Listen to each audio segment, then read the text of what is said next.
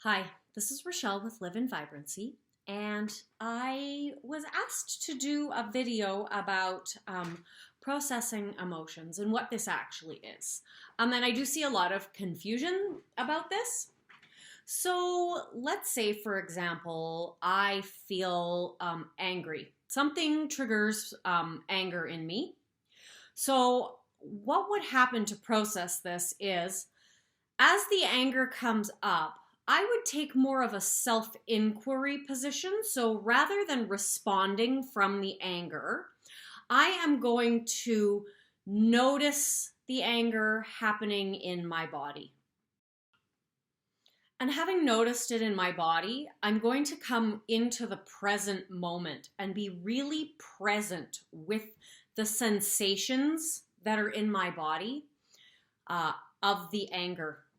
And so what this means is I'm really relaxing my mind because I'm not getting caught in the thoughts. And I'm really just noticing the sensations. Where is the anger in my body? How far across my chest does the anger spread? Is it spreading down into my fingertips? Can I feel the anger, the energy of it moving down my torso? Is it moving up into my face? And I'm just being really present with that. And now, a really important thing to notice or to note is a lot of people will resist it. So, because they will say, well, the anger isn't leaving. And so, what's happening is you're resisting it while also noticing it. So, you want to not just relax your mind, you want to relax your body. And so this is often where breath work will come in, if depending on the degree to which you feel the anger. And so this does take practice. It's really important to be really just patient with yourself, because in the beginning, when you do this, you may find yourself swept away by the angry emotion at first, and then afterwards notice.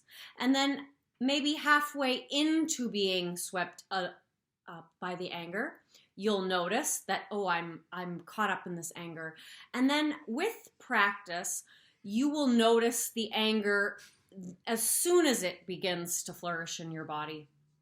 And you will be able to move into presence with it. And again, really just relaxing, because we have a tendency to tense. So really relaxing is a really important part of allowing it to move out of your body. Because if you're tensing, you're holding that energy in your body.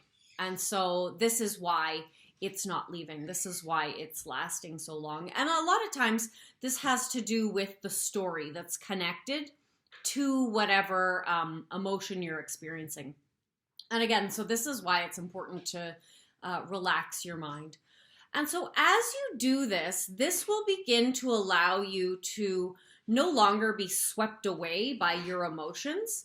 And so this also allows you to keep better focus on what it is that you're creating. Because often something will occur and we will be swept away by sadness or a feeling of loss or anger or whatever the emotion is. And so while I'm using anger as an example, it's certainly not the only emotion. And so it's a matter of really beginning to practice observing the emotion from the outside and allowing it to leave your body. And often you may want to question what are you believing about yourself? What are you believing about the world? What are you believing about this situation in this moment?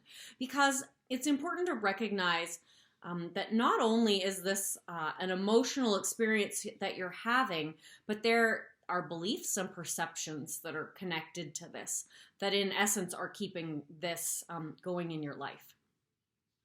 So hopefully that helps clarify processing anger. I would say the key takeaways, or I guess processing emotions, I just used anger as an example, but the key takeaways should be that you want to begin to observe your emotions. And so don't expect this to happen if you haven't been doing this for very long.